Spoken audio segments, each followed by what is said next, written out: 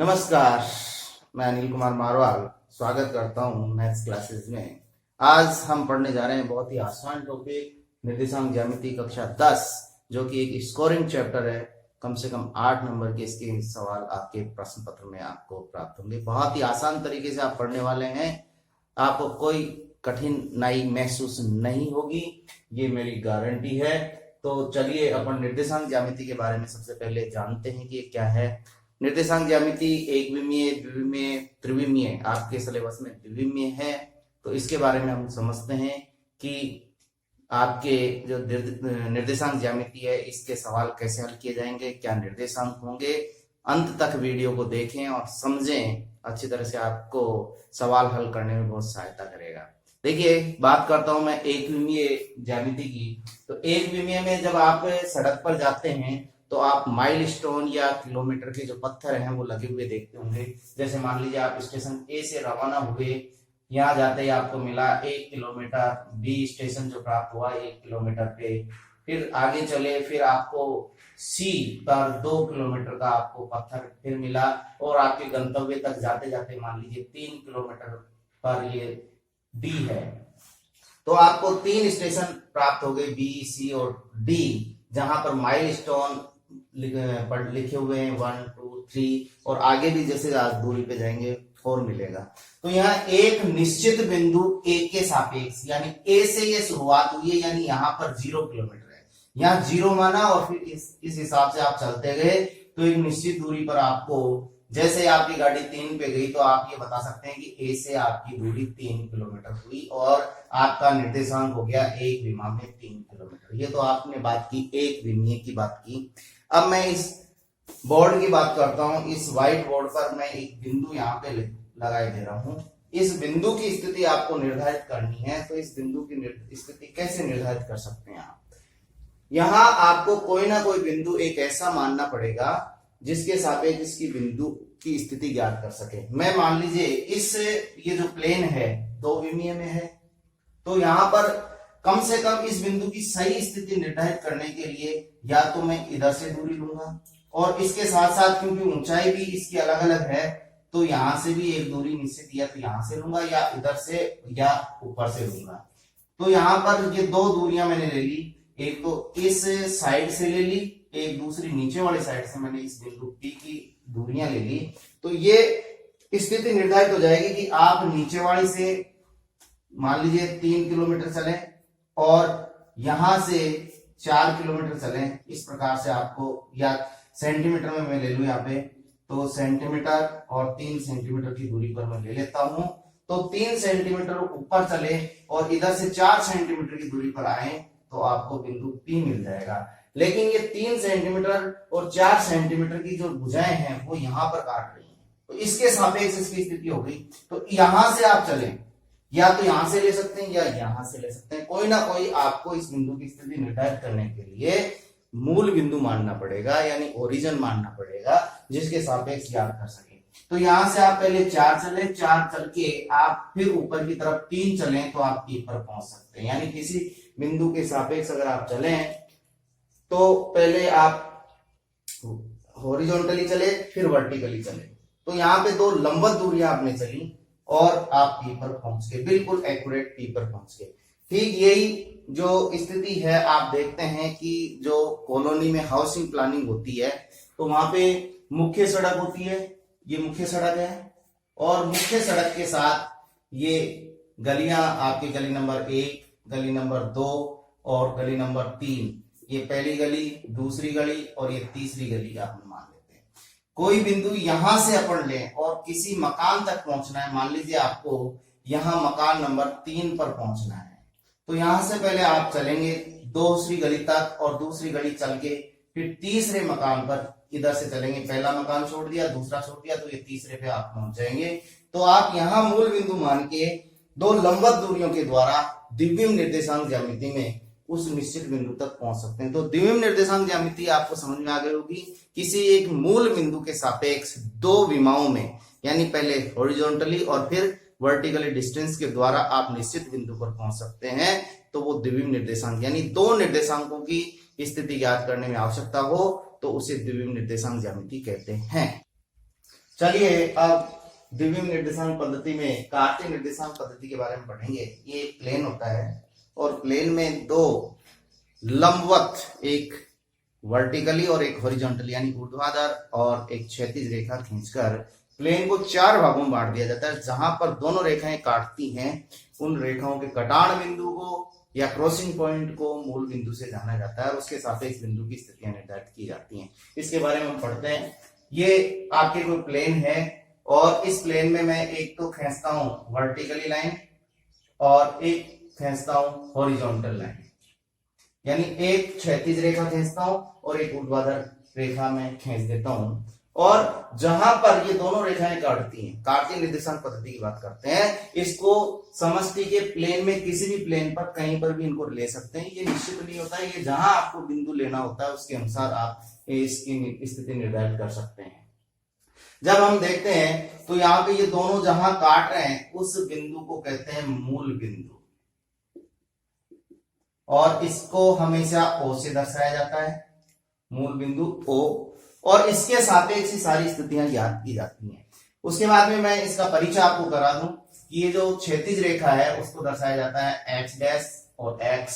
इसमें इधर की दूरी आप जैसे कि संख्या रेखा में आप पढ़ चुके हैं कि जो दाईं ओर की दूरी है वो धनात्मक और बाईं ओर की जो दूरी है वो हमेशा ऋणात्मक ली जाती है। ठीक उसी प्रकार जो ऊर्ध्वाधर रेखा है उसको भी नाम दे दिया जाता है y और y डैश। यहाँ पे जो ऊपर की ओर जो रेखा है उसमें धनात्मक मान होते हैं और नीचे की तरफ ऋणात्मक मान लिए जाते हैं। यहाँ पर ये जो क्षैतिज रेखा है इसका नाम जो दिया जाता है क्षैतिज अक्ष, पहला इसको नाम दे दिया जाता है क्षैतिज अक्ष। यहां से आप किसी भी परीक्षा का एक नंबर तैयार कर सकते हैं। बिल्कुल जो मैं बता रहा हूं उसको आप एज इट इज अगर याद कर लेंगे तो आपको एक नंबर बिल्कुल पक्का होने वाला है। उसके बाद में नेक्स्ट में अपन 6 नंबर का मैटर देखेंगे। क्षैतिज अक्ष या दूसरा इसको कहते हैं एक्स डैश ओ एक्स या एक्स ओ एक्स डैश अक्ष, एक्स ओ एक्स डैश अक्ष, या इसको एक्स अक्ष के नाम से भी जानते हैं, एक्स केवल एक्स एक्सिस या एक्स अक्ष, या भुज के नाम से इसको जाना जाता है।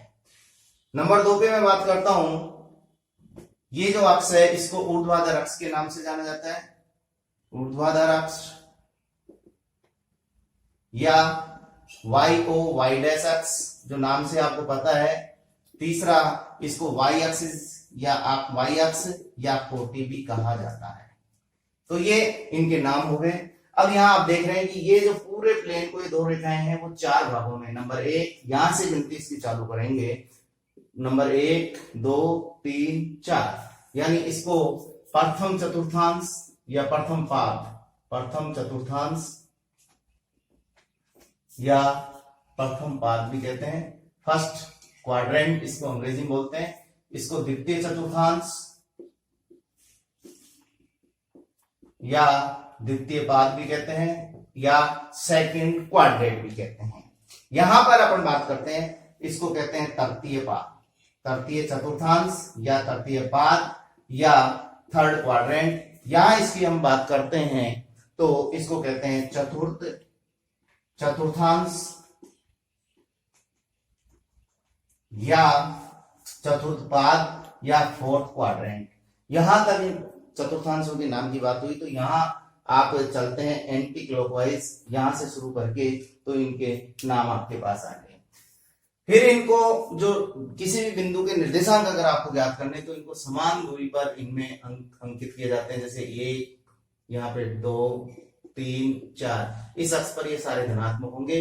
ऊपर की तरफ अपन चले तो ये धनात्मक 1 2, ये समान दूरी पर ये किसी भी स्केल पर आप ले सकते हैं पैमाना मानकर, यहाँ -1 -2 -3, इधर -1 -2 -3 और -4, ये अपने ये आ गए। इसके बाद में किसी भी बिंदु की स्थिति निर्धारित करेंगे तो आप यहां देखेंगे कि मान लीजिए मैं ये बिंदु लेता हूं P बिंदु। अब इस P बिंदु पर आपको पहुंचना है तो इस P बिंदु पर पहुंचने के लिए आपके पास 2 रास्ते हैं। कैसे पहुंचेंगे? आपको कह दिया जाए कि P पर पहुंचना है तो आप पहले इधर क्षैतिज रेखा में 2 स्थिति पे पहुंचे और 2 से बिल्कुल सीधे एक ही सीध में आप पहुंच गए। तो आप पहले एक्स अक्ष पर 2 पहुंचे, यानी पहले आपको निर्देशांक के लिए एक्स अक्ष पर ही चलना है, फिर वहां जिस बिंदु की सीध में पहुंच गए यानी लंबवत दूरी पे पहुंच गए, लंबवत बिंदु पे पहुंच गए, फिर वहां से ऊपर या नीचे जो भी स्थिति है पी की उसके अनुसार आपको पहुंचना है। तो यहां पर आप पहुंच गए, तो पी बिंदु पर आप पहुंच गए, तो पी पर 2 से कितनी दूरी चलनी पड़ी आप यहां से देख सकते हैं। यहां से इसको मिलाएंगे तो एक आयताकार आकृति बनेगी। तो एक दूरी तो ये आ गई लंबवत दूरी पी की, किस अक्ष से, वाई अक्ष से। एक दूरी आ गई आपके एक्स अक्ष से, तो एक्स अक्ष से दूरी हुई 1 और वाई अक्ष से जो दूरी हुई लंबवत वो हुई 2। तो यहाँ पे इसके निर्देशांक लिखने हैं तो निर्देशांक हमेशा ब्रैकेट में लिखे जाते हैं, और ब्रैकेट में लिखने के साथ साथ पहले एक्स अक्ष के निर्देशांक यानी एक्स अक्ष की दूरी जो चले आप वो कितनी चले, तो एक्स अक्ष पर आप 2 दूरी चले। और यहां बता दूं कि एक्स अक्ष पर जो दूरी चली गई है वो वाई अक्ष से लंबवत दूरी है, देख लीजिए आप, ये वाई अक्ष है, वाई अक्ष से यहां तक की जो दूरी है वो 2 है। तो जो एक्स निर्देशांक है वो वाई अक्ष से लंबवत दूरी होगी, और यहां पर आप देखते हैं एक्स अक्ष से दूरी जो है वो 1 है और ये वाई निर्देशांक के बराबर हो गया। निर्देशांक लिखने का तरीका यही है कि पहले आप एक्स अक्ष पे चलें, फिर उससे लंबवत ऊपर और नीचे चलें, तो ये आपको ये दूरी प्राप्त हो गई। ठीक इसी प्रकार मैं बिंदु लेता हूं, ये क्यू बिंदु ले लेता हूं, समझना आप अच्छी तरह से। यहां पर पहले मैं चला, यहां से चलना है आपको मूल बिंदु से। कहां से चलना है मैं क्लियर कर दूं कि मूल बिंदु के निर्देशांक हमेशा 0 0, क्योंकि इसकी खुद की स्थिति 0, और जिस बिंदु को निर्देशांक माना मूल बिंदु माना जाता है उसके निर्देशांक हमेशा 0 0, क्योंकि वहीं से स्टार्ट की जाती है। तो यहां से पहले आप चले, इसकी सीध में यहां से मैं लंबवत दूरी डाल दूं और ये डाल दिया। ये मान लो कि ये आपके बस है, पहली बस, दूसरी बस, और ये बस की सीट नंबर है 1 और 2 और आपको अटैची रखनी है। तो या आप ये मुख्य सड़क मान लें, ये गली मान लें, तो ये मुख्य सड़क पर चलना होगा आपको। एक्स अक्ष को मुख्य सड़क और वाई अक्ष को आप गली का मकान नंबर आप देख लें, तो ये पहली गली, दूसरी गली, तीसरी, और तीसरी गली का दूसरा मकान आपको ढूंढना है। तो इसके लिए आप पहले मुख्य सड़क यानी एक्स अक्ष पे चलेंगे। कितनी दूरी पर चलेंगे, 1 2 और 3 दूरी पर चले। यहां माइनस साइन केवल विपरीत दिशा को निरूपित कर रहा है। फिर यहां से तीसरी गली का दूसरा मकान आपको ढूंढना है, तो पहला मकान छोड़ा, दूसरे पे आप पहुंच गए, यानी इस बिंदु के निर्देशांक हो गए -3 और 2, ब्रैकेट में इनको लिख दिया। ठीक इसी प्रकार मैं एक आर बिंदु और लेता हूं, तो आर बिंदु के पहुंचने के लिए आप देखिए पहले मुख्य सड़क की दूसरी गली पे चले, दूसरी गली से दूसरे मकान पे आप पहुंच गए, तो बिंदु आर आ गया, तो इसके निर्देशांक क्या हो गए, -2 और इसी प्रकार में चौथे निर्देशांक पे भी मैं ले लेता हूं पॉइंट। तो यहाँ पे चला मैं पहले एक्स अक्ष पे 1 दूरी पर एस पॉइंट ले लिया, और फिर इधर -2 दूरी आपको दिखी रही है, तो इसके निर्देशांक 1 और -2 आपको दिख गए होंगे। तो यहां से ये 4 पॉइंट मैंने विभिन्न निर्देशांकों में लिए, उनके निर्देशांक निर्धारित किए, आपको अच्छी तरह समझ में आ गया होगा। आपको मैंने बताया कि गली और सड़क के उदाहरण से आप इसको समझ सकते हैं। अब यहाँ दूसरा अपन यहाँ देख रहे हैं, इनमें क्या विशेषता निर्देशांकों में दिख रही है। निर्देशांकों में पहले तो इनको ब्रैकेट में लिखा जाता है, छोटे में पहले एक्स अक्ष का निर्देशांक लिखा जाता है, दूसरा वाई निर्देशांक का निर्देशांक लिखा जाता है। फिर यहाँ पे आप देख रहे होंगे कि पहले निर्देशांक में आप पहले यहां चले धनात्मक और ऊपर चले धनात्मक, यानी दोनों के चिन्ह प्रथम पाद के और द्वितीय पाद के, सॉरी एक्स अक्ष के और वाई अक्ष के जो दोनों के निर्देशांक हैं वो दोनों प्लस आए। यहां पे आप पहले माइनस चले और फिर प्लस, तो यहाँ पे जो चिन्ह आया -+, देखिए अल्टरनेट चेंज करिए, ये पहला एक्स का चेंज हो गया, यहां पे आप देख रहे हैं तो दोनों माइनस आ रहे हैं, माइनस माइनस, और फिर यहां देखते हैं तो प्लस और माइनस के चिन्ह आपको आ गए। तो यहाँ निर्देशांकों में चिन्ह के द्वारा आप देख सकते हैं कि ये कौन से निर्देशांक का बिंदु है। यानी अगर दोनों निर्देशांक प्लस प्लस के हैं तो वो दोनों प्रथम पाद में होंगे, अगर पहला माइनस और दूसरा प्लस का है तो वो द्वितीय चतुर्थांश में है, और अगर दोनों माइनस के हैं तो तृतीय चतुर्थांश में। और यहाँ पर अगर पहला यानी एक्स अक्ष का निर्देशांक है वो प्लस और वाई निर्देशांक अगर माइनस चिन्ह का है तो आपके चतुर्थ चतुर्थांश में होंगे। यहां से बिंदुओं को आप निर्धारित कर सकते हैं। जैसे मैं कुछ उदाहरण लिखता हूं, नंबर 1 3 -4 2 3, तीसरा लिख रहा हूं मैं -4 -2 और चौथा लिख रहा हूं मैं 0.3 और -3 और 2। तो यहां से देखें आप 3 और -4 यानी पहला यानी x कोऑर्डिनेट प्लस और -4 y माइनस है, तो पहला प्लस और दूसरा माइनस कौन सी में होता है आप देख रहे हैं कि चतुर्थांश में, यानी ये फोर्थ क्वाड्रेंट में है। दोनों प्लस हैं तो पहला और दोनों माइनस है तो तीसरा, ये ध्यान रखना, दोनों अल्टरनेट चिन्ह बदल जाते हैं दूसरे और चौथे में और पहले और तीसरे में। ये आपके आता है प्रथम चतुर्थांश में, दोनों माइनस बताया था मैंने थर्ड चतुर्थांश में, और ये चौथे चतुर्थांश में -3 2 यानी पहला माइनस और दूसरा 2, ये सेकंड क्वाड्रेंट में आ गया। तो इस प्रकार से आपने क्वाड्रेंट निर्धारित कर लिए कि कौन से क्वाड्रेंट में आएगा। अब अपन चलते हैं, इससे दूरियों के बारे में अपन ने देखा कि x अक्ष से किसी बिंदु की दूरी, x अक्ष से दूरी, किसी भी बिंदु की x अक्ष से दूरी आपको फाइंड करनी है। तो अच्छी तरह ध्यान रखिए कि x अक्ष से पूछ रहा है तो y निर्देशांक लिख देना है, तो ये y निर्देशांक। और अगर आपको y अक्ष से दूरी पूछ रहा है तो आपको x निर्देशांक लिख देना है।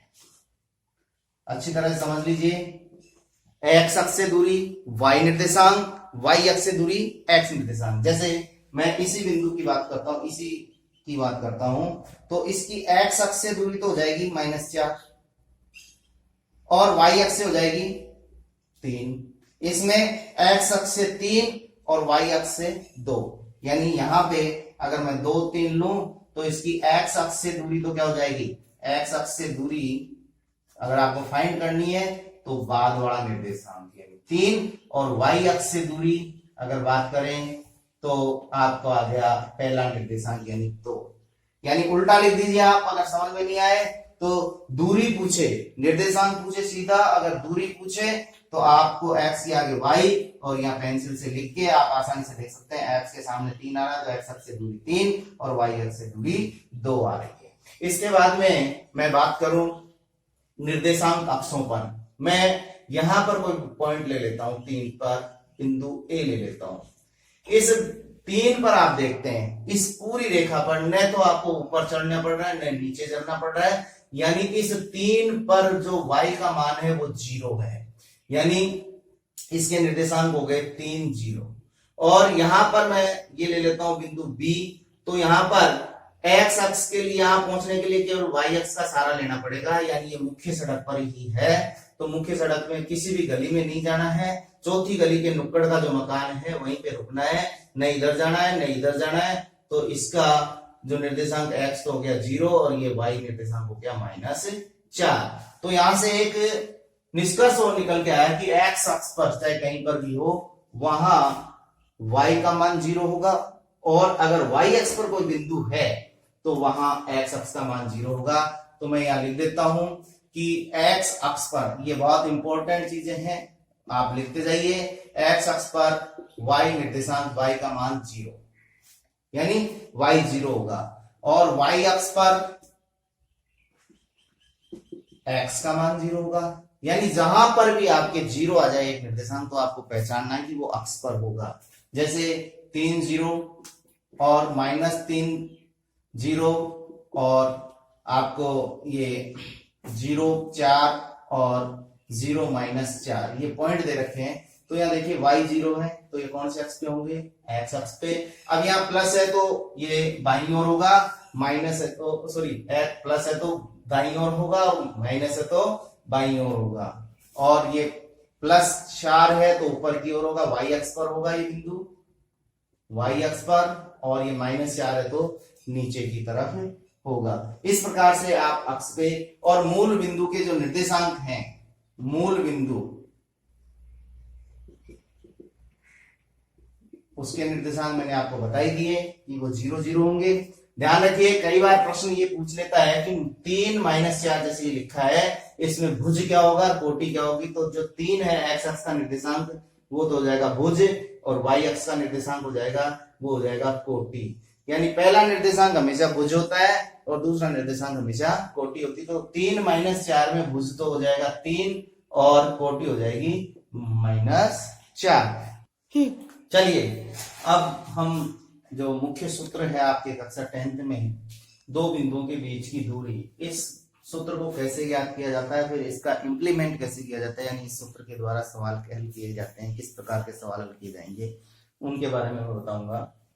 तो पहले मान लीजिए, अभी हमने बताया कि जो बिंदुओं के निर्देशांक है, पहले x निर्देशांक फिर y निर्देशांक। तो यहाँ कोई बिंदु P ले लिया अपन ने इस निर्देशांक अक्ष में, उसके निर्देशांक x1 और दूसरा y1 ले लिया। Q बिंदु ले लिया, उसके निर्देशांक x2 और y2 ले लिए। इनके बीच की दूरी आपको फाइंड करनी है PQ। ये बिल्कुल सीधी दूरी होती है, दूरी ध्यान रखना सीधी दूरी होती है।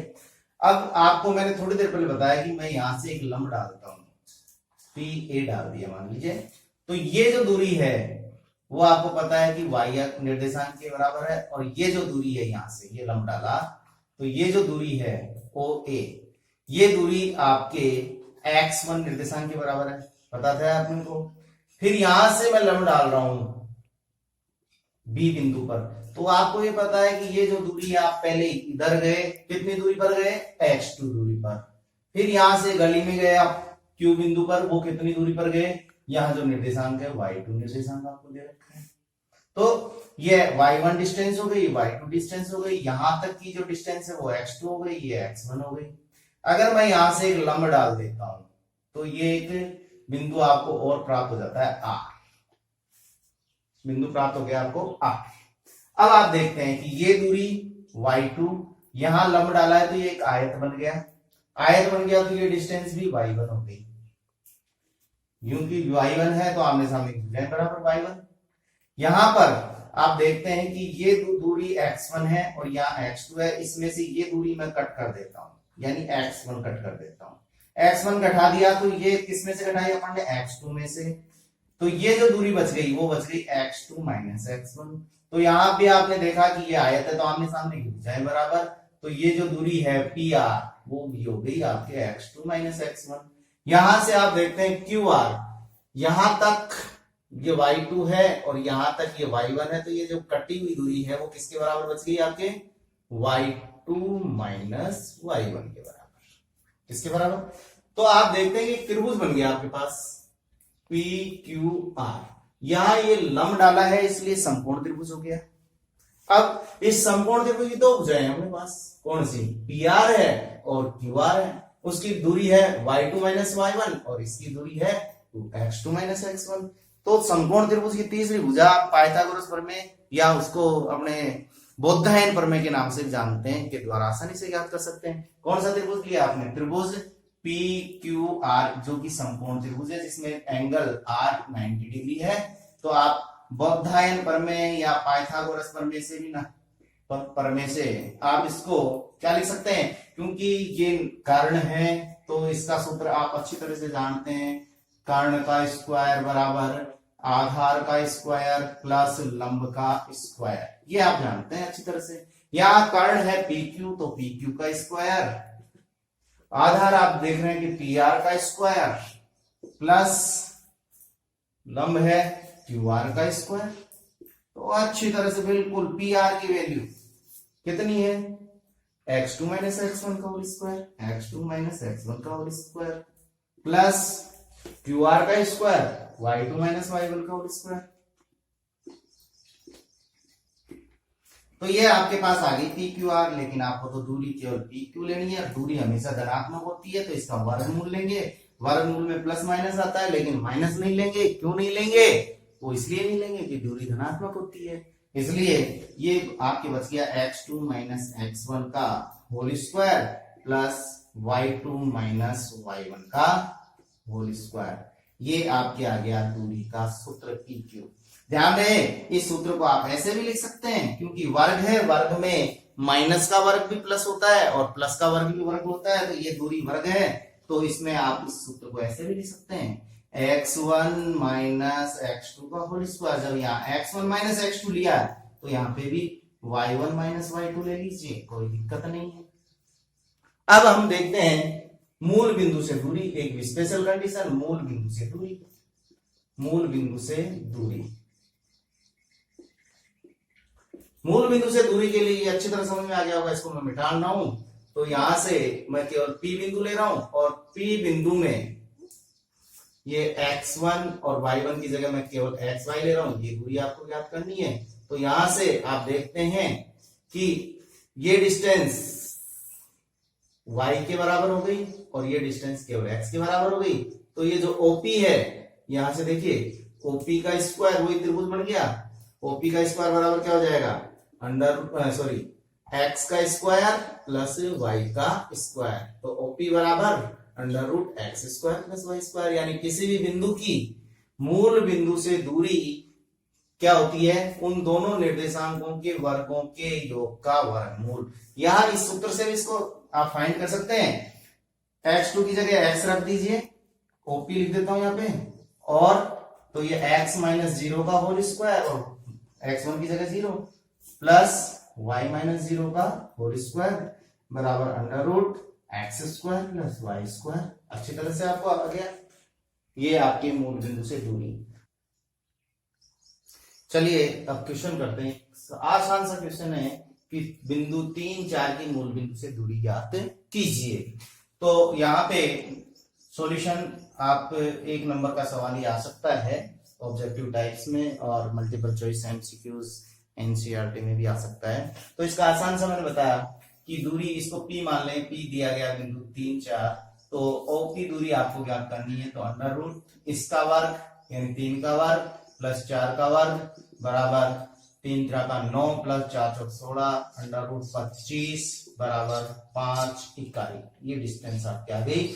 और वैसे भी इन सवालों में अगर MCQs में आते हैं तो आपको बिल्कुल मैं ट्रिक बताता हूँ कि ये जो है दूरी अगर 3 4 आ जाए, जैसे 3 4 आ जाए तो इसकी डिस्टेंस 5 होगी क्योंकि ये पाइथागोरस ट्रिपलेट्स होते हैं। 6 और 8 आ जाए तो 10 होगी क्योंकि 6 8 और 10 पाइथागोरियन ट्रिपलेट्स होते हैं। 12 और 5 आ जाए तो, या 5 12 आ जाए तो आप जानते हैं कि इसका 13 हो जाएगा। और 24 और 24 और 7 आ जाए तो इसका 25 होगा। इस प्रकार से जो पाइथागोरियन ट्रिपलेट्स होंगे उनमें जो कर्ण होगा, सबसे बड़ी भुजा होगी, वो आपके आ जाएगी। नंबर 2 छोटे क्वेश्चन मैं बता रहा हूं। ज्ञात कीजिए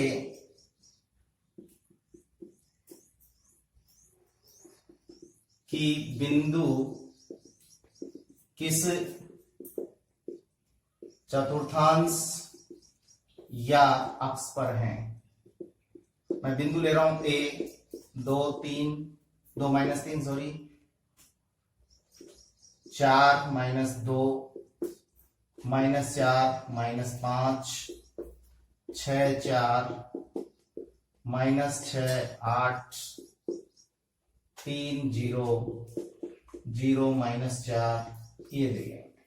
तो यहाँ पे बिंदु है 2 - 3 4 - 2 -4 -5 6 4 -6 8 3 0 0 -4।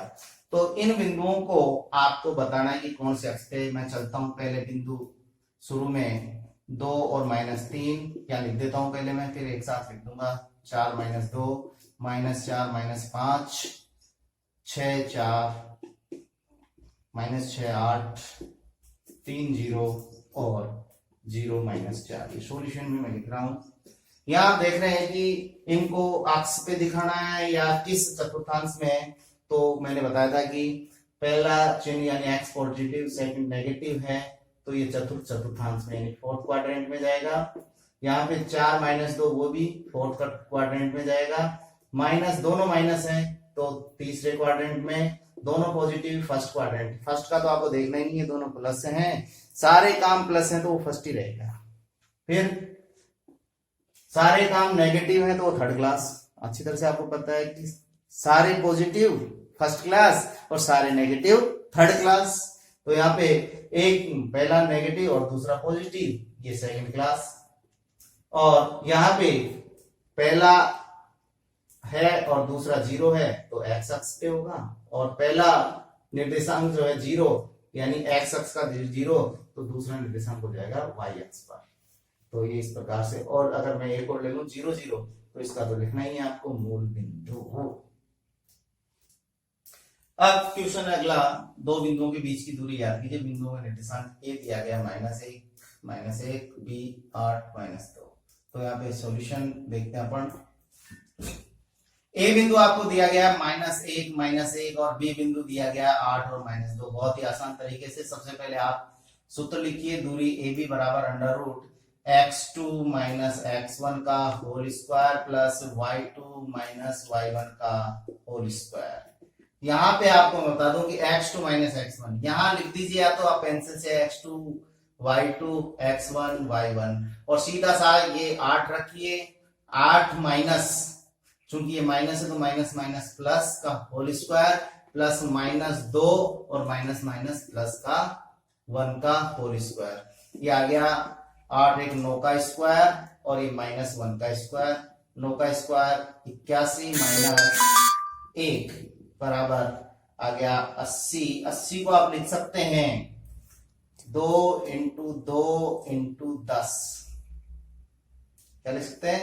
2 दूनी 4, सॉरी 2 दूनी 2 दूनी 4 दूनी 8 × 10। तो 2 बाहर 1 2 बाहर यानी 4 √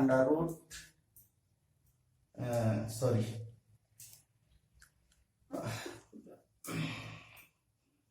2 × 2 × 5। तो यहाँ पे 2 बाहर 2 दूनी 4 बाहर और 5 बराबर 4 √5 इकाई ये दूरी दोनों के बीच की आ गई। नेक्स्ट क्वेश्चन है, बिंदु आपको P दिया गया है a_t1² और 2a_t1 और Q बिंदु दिया गया है a_t2² और 2a_t2। इनके बीच की दूरी याद करनी है। सॉल्यूशन में मैंने बताया कि सबसे पहले सूत्र आप लिखिए, PQ क्या होगा x2 - x1 का स्क्वायर। सूत्र बार बार लिखिए क्योंकि सवाल आप हल कर रहे हैं तो एक तो आपको सूत्र जल्दी याद होगा और दूसरा अंक भी आपको मिलने की संभावना ज्यादा है। तो यहाँ पे मैंने बताया कि x2 - x1 यहाँ लाइन कर लीजिए, तो यहाँ a_t2 का स्क्वायर माइनस a_t1 का स्क्वायर का whole square plus y2 - y1 यानी 2a_t2 - 2a_t1 का होल स्क्वायर। यहां पर आप देख रहे हैं कि a कॉमन है। क्या कॉमन है? a कॉमन है, तो a के स्क्वायर लगा था, a² कॉमन। यहां बचा आपके पास t2 का स्क्वायर माइनस t1 का स्क्वायर का होल स्क्वायर प्लस यहाँ 2a कॉमन है आपके पास, तो स्क्वायर लगा हुआ है तो 2 दूनी 4 a² कॉमन आ गया और यहाँ बच गया आपके t2 - t1 का होल स्क्वायर। ये a² कॉमन है तो आपके पास यहाँ पूरा a² कॉमन आ गया और ये जो है इसको मैं लिख सकता हूं a² - b² का formula t2 + t1 into t2 - t1 का होल स्क्वायर प्लस ये 4 सॉरी a² कॉमन ले लिया, 4 बचा और ये आ गया t2 - t1 का होल स्क्वायर। अब यहां देख रहे हैं कि आप t2 - t1 का होल स्क्वायर फिर से कॉमन है, तो यहाँ पे ये a² अंडर रूट से बाहर आके a बच गया और यहाँ पर आपके पास कॉमन आ गया t2 - t1 का होल स्क्वायर। यहाँ बचा आपके t2 + t1 का होल स्क्वायर प्लस 4 यहाँ बाहर ले लिया आपने तो a और ये t2 - t1 अंडर रूट से ये स्क्वायर कट गया और बचा अंदर आपके 4 + t1 + t2 का होल स्क्वायर। ये आपके आंसर आ गए। चलिए एक इंपॉर्टेंट सा क्वेश्चन है कि सिद्ध कीजिए कि बिंदु 2 - 2 -2 1 और 5 2 एक समकोण त्रिभुज के शीर्ष है। इसको दूरी सूत्र से आपको हल करना है। तो आप जानते हैं कि समकोण त्रिभुज में 3 दूरियां होती है। कोई भी त्रिभुज मान लीजिए A, B और C, इसके बारे में बात करूं तो यहाँ पे 2 दूरियों का वर्ग। समकोण त्रिभुज सिद्ध करने के लिए तीनों दूरियां आप निकाल लेंगे, AB के बीच की, BC की और CA की आप दूरियां निकाल लेंगे और समकोण त्रिभुज सिद्ध करने के लिए आप AC का वर्ग यानी सबसे बड़ी भुजा का वर्ग शेष 2 भुजाओं के वर्गों के योग के बराबर, यानी आपकी कंडीशन ये आ जाएगी AC² + a बराबर AB का स्क्वायर प्लस BC का स्क्वायर, यानी ये पाइथागोरस प्रमेय से आप इसको सिद्ध कर सकते हैं।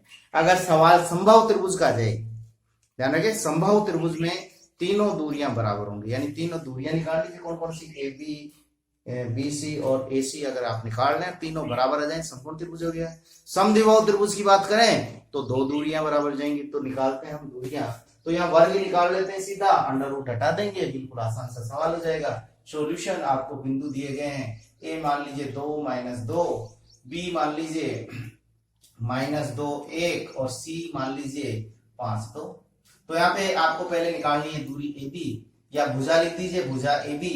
तो यहाँ पे अंडर रूट जो सूत्र होता है वो होता है x2 - x1 का whole square plus y2 - y1 का होल स्क्वायर। चूंकि यहाँ पाइथागोरस प्रमेय अप्लाई करनी है तो इसलिए आप इसका वर्ग ही निकाल लीजिए। तो ए बी स्क्वायर बराबर हो जाएगा x2 - x1 का whole square plus y2 - y1 का होल स्क्वायर।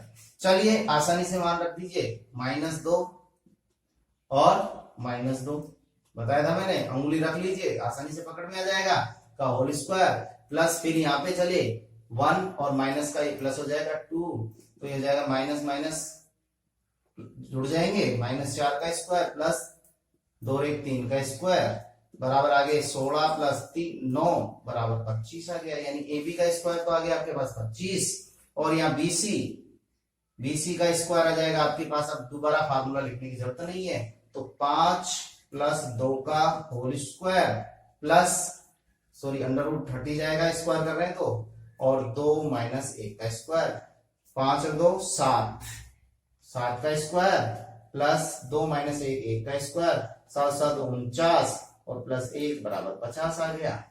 नंबर 3 आते हैं अपन एसी पे लेते हैं, तो एसी का स्क्वायर सीधा सा पकड़ लीजिए आप, 5 - 2, देखिए 5 - 2 का स्क्वायर प्लस 2 + 2 प्लस क्यों हुआ, माइनस है, तो 2 + 2 का होल स्क्वायर, 5 में से 2 गए तो 3 का स्क्वायर प्लस 2 2 4 का स्क्वायर, 9 + 16 बराबर 25। तो यहाँ थोड़ा सा नोटेशन में अपन जैसे ही तीनों बढ़ेंगे आप देख सकते हैं कि ये तीनों दूरियां आपके पास आ गई। तो यहाँ आप देख रहे हैं कि ए बी का स्क्वायर प्लस AC का स्क्वायर बराबर 25 + 25, छोटी दोनों भुजाओं का बराबर 50, जो कि किसके बराबर आ गया, BC स्क्वायर के बराबर। यानी यहां सबसे बड़ी भुजा BC है, यानी ये B और ये C और ये A। तो कौन सा 90 डिग्री है, इसमें ये भी पूछ सकता है कि यहाँ पे कौन सा कोण 90 डिग्री का या समकोण होगा। तो आप यहां से देख लीजिए, यहाँ दोनों का जो दो भुजाएं जिनके वर्गों का योग बड़ी भुजा के बराबर आ रहा है, या BC के सामने का कोण, BC के सामने का कोण, या यहाँ पे दोनों में A कॉमन है, तो A बिंदु जो हो जाएगा वो 90 डिग्री का कोण हो जाएगा। यानी एंगल A बराबर 90 डिग्री या राइट एंगल या समकोण त्रिभुज समकोण होगा। चलिए अब एक इंपॉर्टेंट क्वेश्चन हो रहा है कि सिद्ध कीजिए कि बिंदु 1 - 2 3 0 1 2 और -1 0 वर्ग के शीर्ष हैं। वर्ग सिद्ध करना है, यानी चतुर्भुज, ये 4 शीर्ष दे रखे हैं आपको, तो चतुर्भुज तो होगा ही इनको मिलाने पर। अब वर्ग की क्या विशेषता होती है, वो विशेषताएं आपको बता दूं। सबसे पहले आयत की विशेषता बताता हूं मैं। अगर आप A B C और D कोई आयत है, तो इस आयत की क्या विशेषता होगी कि आमने सामने की भुजाएं बराबर, यानी AB बराबर CD और DA बराबर BC, ये समांतर चतुर्भुज में भी होती है। आमने सामने की भुजाएं तो समांतर चतुर्भुज में फर्क होती है। तो आयत और समांतर चतुर्भुज में फर्क यही होता है कि आयत के विकर्ण बराबर होते हैं, यानी ये विकर्ण और ये विकर्ण बराबर होते हैं, जबकि समांतर चतुर्भुज में ये विकर्ण बराबर नहीं होते हैं। ये दोनों में फर्क है। केवल आपको आयत और समांतर चतुर्भुज में अंतर करना है, तो उनकी विकर्णों की दूरियां अलग होंगी, A B C D। वर्ग और समचतुर्भुज में भी यही फर्क है कि वर्ग की चारों भुजाएं बराबर और विकर्ण भी बराबर, और समचतुर्भुज में विकर्ण बराबर नहीं है। तो यहाँ आपको 6 दूरियां निकालनी होंगी। 6 कौन कौन सी, 4 तो भुजाएं और 2 विकर्ण। तो यहाँ पे अपन सॉल्यूशन देखते हैं, फटाफट से जल्दी से करते हैं। ए बिंदु मान लिया मैंने A - 2, बी बिंदु मान लिया 3 0, सी मान लिया मैंने दिया है, लिख देंगे 1 2, और डी बिंदु -1 0, ये आपको दिए हैं शीर्ष। अब आपको भुजा कौन सी निकालनी है, ए बी बराबर, फॉर्मूला एक बार लिख दीजिए, ए बी। तो यहाँ पे मैंने बताया था, अंगुली रख लीजिए, 3 और 1, 3 - 1 का होल स्क्वायर प्लस, और पहले फॉर्मूला लिखिए आप, x2 - x1 का whole square plus y2 minus y1 का होल स्क्वायर, तो बराबर इसमें आ जाएगा 3 माइनस 1 का होल स्क्वायर प्लस 0 प्लस 2 का होल स्क्वायर बराबर ये आ जाएगा अंडर रूट 3 में से 1 गया तो 2 का स्क्वायर 4 प्लस 2 का स्क्वायर 4 बराबर बच गए 4 4 8 को अपन लिख सकते हैं 2 गुना 2 गुना 2, तो 2 अंडर रूट 2 इकाई। ये आपके आ गया ए बी। फिर भुजा बीसी आपको फाइंड करनी है। बीसी के लिए अब बार बार फॉर्मूले की जरूरत नहीं है। बी और सी के निर्देशांक आप पकड़िए, तो 1 माइनस 3 का होल स्क्वायर प्लस 2 माइनस 0 का होल स्क्वायर। तो यहाँ पे देखिए 1 में से 3 गए माइनस 2 का स्क्वायर 4, 2 माइनस 0 2 का स्क्वायर 4 बराबर 8, अंडर रूट 8 को लिख दिया 2 रूट 2 इकाई। फिर चलते हैं अपन सीडी। यहां देखिए ये सीडी बिल्कुल आसान सा सवाल है। सी और डी को पकड़िए, -1 का होल स्क्वायर प्लस 0 माइनस 2 का होल स्क्वायर बराबर अंडर रूट -2 का स्क्वायर 4 प्लस -2 का स्क्वायर 4 बराबर अंडर रूट 8 बराबर 2 रूट 2 इकाई। फिर एडी या डी आप देखते हैं ये डी और ये ए, तो -1 का स्क्वायर फिर 0 -2 यानी 0 प्लस 2 का स्क्वायर बराबर वही आ गया आपके पास 4 प्लस 4 बराबर अंडर रूट 8 बराबर 2 रूट 2 इकाई। आप देख रहे हैं अच्छी तरह से ये चारों भुजाएं बराबर आ गई, 2 रूट 2 इकाई, 2 रूट 2 इकाई, 2 रूट 2 इकाई, 2 रूट 2 इकाई। यहां तक समचतुर्भुज और वर्ग के लिए कंडीशन होगी कि ये वर्ग भी हो सकता है और समांतर चतुर्भुज भी समचतुर्भुज भी हो सकता है। ये कंडीशन यहां तक होगी। आगे अपन विकर्ण देखते हैं। विकर्ण अल्टरनेट होते हैं, ए का सी के साथ और बी का डी के साथ। विकर्ण एसी अपन फाइंड कर रहे हैं। फर्स्ट फॉर्मूला लिखने की जरूरत नहीं है, तो एसी 1 माइनस 1 का होल स्क्वायर प्लस 2 माइनस 2 यानी प्लस 2 का स्क्वायर, ये 0 का स्क्वायर और ये 2 और 2 4 का स्क्वायर 16, 0 और 16 आपके हो गए 16 का वर्गमूल 4 इकाई। जब आप बात करते हैं बीडी की, तो विकर्ण बीडी यहां से बिल्कुल आसानी से आप देख सकते हैं अंडर रूट -1 और -3 का स्क्वायर। देखिए -1 और -3 का स्क्वायर, 0 माइनस 0 का होल स्क्वायर, तो यही -4 का स्क्वायर प्लस 0, या देखिए -1 और -3, -4 और स्क्वायर और ये 0, तो -4 का स्क्वायर 16 प्लस 0 से वही 4 इकाई। अब यहाँ 6 कंडीशन से, कंडीशन नंबर 1 2 3 4 5 और 6 से आप देखते हैं, तो भुजा ए बी बराबर बी सी बराबर सी डी बराबर डी आ जाती है, यानी चारों भुजाएं बराबर। यहां तक ये या तो वर्ग हो सकता है या समचतुर्भुज। आगे चलते हैं, अपन विकर्ण की बात करते हैं। जब विकर्ण की बात करते हैं तो विकर्ण एसी कितना है आपके पास 4 इकाई, बीसी विकर्ण बीडी ये कितना है आपके पास बीडी, ये दोनों आपस में कितने आ रहे हैं 4 इकाई आ रहे हैं। यहां ये 2 रूट 2 इकाई आए, तो यहां पे आप देखते हैं कि चारों भुजाएं बराबर है, दोनों विकर्ण बराबर है, तो ये एक वर्ग होगा, अतः ये एक वर्ग है। तो इस प्रकार से आपने सिद्ध कर दिया कि जो एबीसीडी है वो वर्ग है, एक समचतुर्भुज नहीं है।